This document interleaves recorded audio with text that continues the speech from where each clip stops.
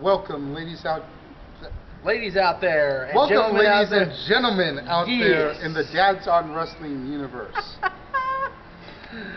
I am one half of the hosting team here, the Renegade of Wrestling, J.J. Williams.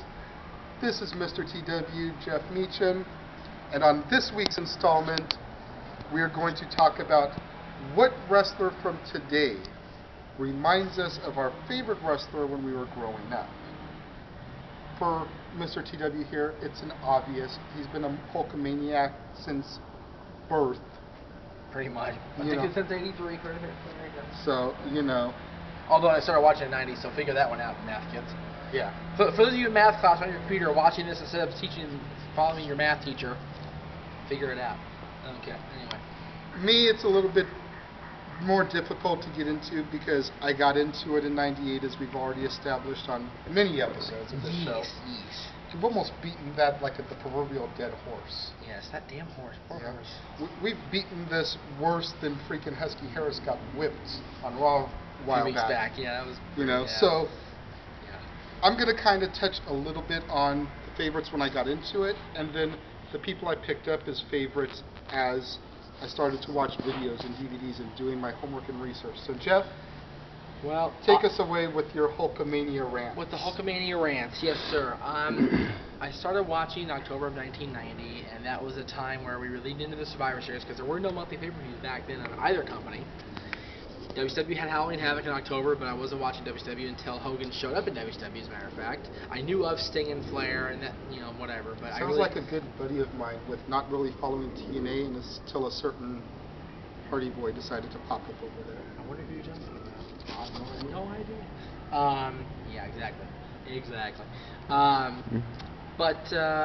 I started watching, and you know, of course, the bright colors and the, you know, the big muscles and the, you know, the prominent Fu Manchu attracts the young kids. I want to grow up to be like him.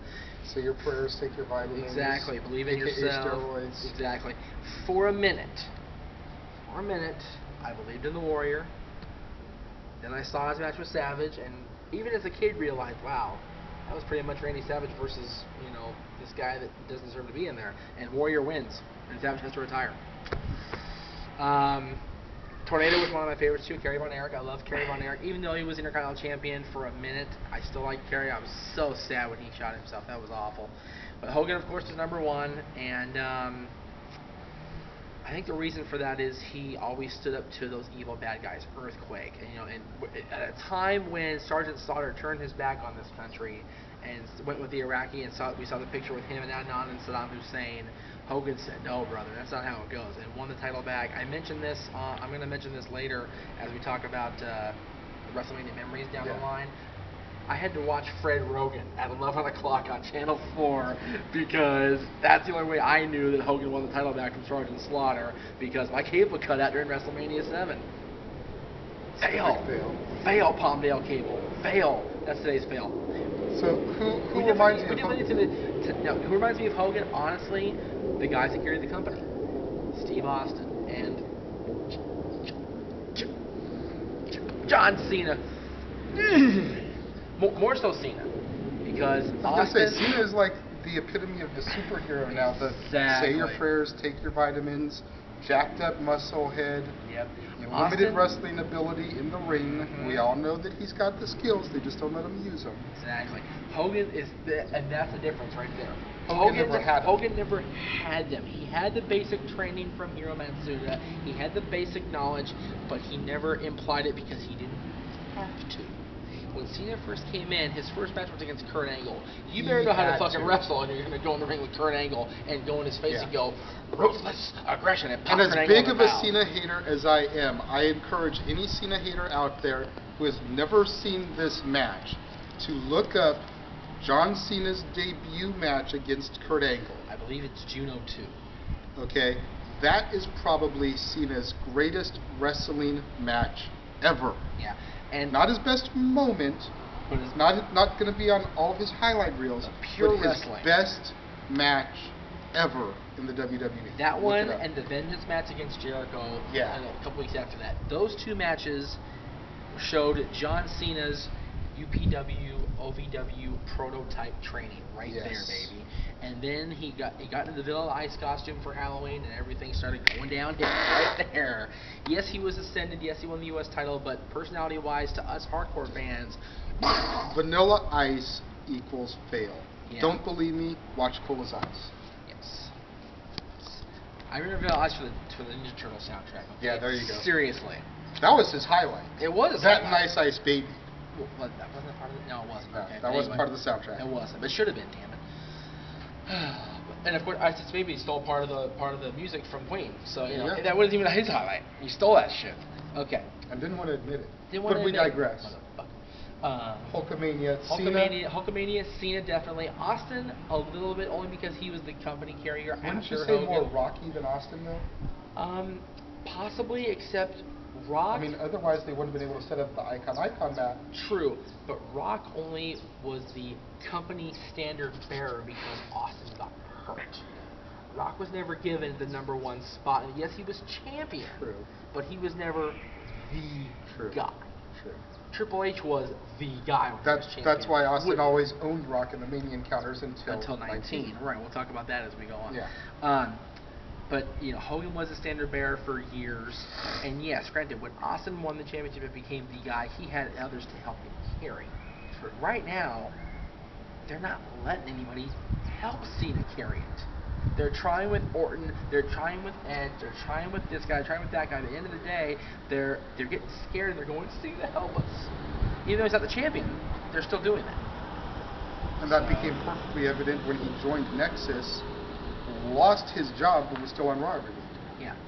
They should have taken him off and not done that one scene that they were thinking about doing. Thank God they didn't. TV. Oh my God. But they should have actually had him stay away and watch. And you know, if I was Cena, I'd be like, fine, I'll go away and watch the company tank. And Vince knew the company would tank, so they couldn't get him off TV. Now, Hogan, same thing. If you're not taking him off TV for a week or taking him off, you know, granted he took his breaks after he lost the title and all that, but he was never away for more than a month or two. He couldn't be. Hogan was the guy from '84 to about '89. Yeah. Had to be. Now on your side, I see the hot rod, Yeah. which is the Hogan's antithesis of greatest what rival. No doubt, no doubt. But for me, you know, getting into the industry when I did, 98. the first guys that caught my eye were Rey Mysterio during his WCW area, when he was still, you know, like a $130 soaking wet with cement shoes on. Yes. You know, before he had 500 tattoos on his body, before he was even considered a world heavyweight champion contender. I know. All right. Rey Mysterio was one of my favorites. The Rock was one of my favorites because you just could not deny a Rocky promo. No. You could not. The New Age Outlaws were some of my early favorites. And it's funny because as I got into wrestling more and more, I started to like these guys less and less. And the reason became Mysterio got shoved down our throat. And Rocky, once I started learning how to wrestle, I started to realize that The Rock was not a great wrestler, awesome entertainer, not a great wrestler. Kind of got to the Cena era. He started out great. Watch his early Rocky Maivia matches, and he was awesome. But once he got to the point where he didn't have to anymore, he didn't. The New Age Outlaws still were entertaining, but just not as much. I started to morph into liking the guys that I despised when I first got into it. I started liking the Jeff Jarretts. I started liking the Owen Harts. I started liking, you know, the guys that you weren't supposed to like, because for all intents and purposes, the heels carry the match. Which is funny because I, at home now, get so much crap. I get flack from the lady upstairs, and I'm sure you get from you upstairs, because we are Miz freaks, man. We love the Miz, man. And I've been a Miz fan since 2004 when I first saw him on the indie scene. We're not supposed to like Mike Mizanin at all, but we do. But we do, because we love him. Because he's, well, and not even that, but I kind of feel that little connection about, you know, here's a guy I saw when he was breaking into business. True. Got to stick loyal to the boys that grew up in our backyard. The boys, baby. And not only that, he is the epitome of what we want to be. Exactly. We are the marks that want to be WWE champion. Exactly. I'm a Randy Orton fan. There you I go. was an Orton fan from his debut. I was an Orton fan when he injured his arm and started doing the RNN News Network, dates. baby. Yes.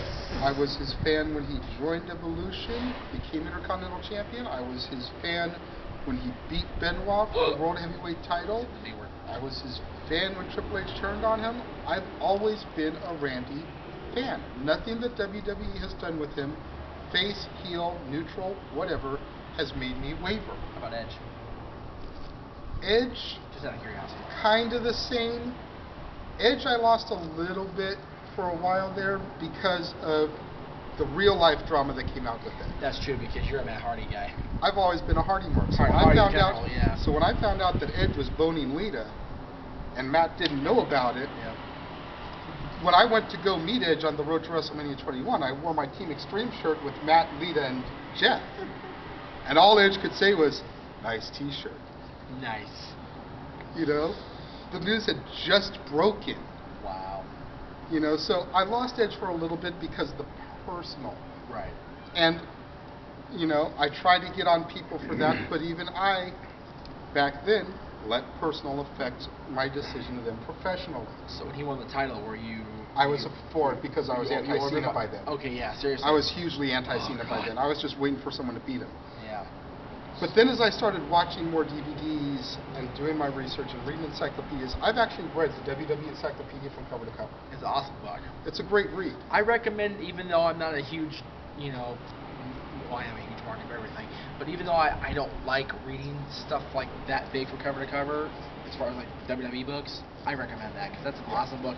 Benoit's even in it, which is fucking cool. Everybody's in that fucking thing. There's actually some people they missed. That's true, they did. They did. That's true. I can think one name off the top of my list that, granted, he was only there for a month, but I mean, they've got guys in there that did like 1 or 2 appearances. Frankie Kazarian is not in the book, and he was on Velocity for an entire month. It's true. But as a featured performer, he wasn't just Frankie Baba Ganoush from the LA Baba Ganoush clan. He was Frankie the Future Kazarian on TV. He was one of the guys they were pushing. Yep. You know, it wasn't like, you know, freaking Taka Michinoku versus Christopher Daniels, and Christopher Daniels isn't in the book. Right. You know. So, going back and watching the DVD and stuff, Piper automatically became a favorite of mine because, kind of like why I liked Rocky, the gift of gab. Oh, God. Piper was never the most skilled technical wrestler, but he could talk a mean game. He could screw you with his words. Jake the Snake. The thing was, Piper was until Valentine broke his ear. Piper could wrestle a blue streak in Charlotte with the Crockett's, but his timing was just off because he couldn't hear out of one of his ears. Jake the Snake. Another great guy. Awesome, Mr. Perfect. Yep.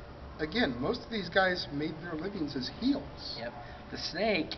There was another one who was pretty technically sound, and then Ponky broke a real guitar over his back and shattered his vertebrae, and that was it, man. You know, the Snake can still go, don't get me wrong, but not as good as he could before '87.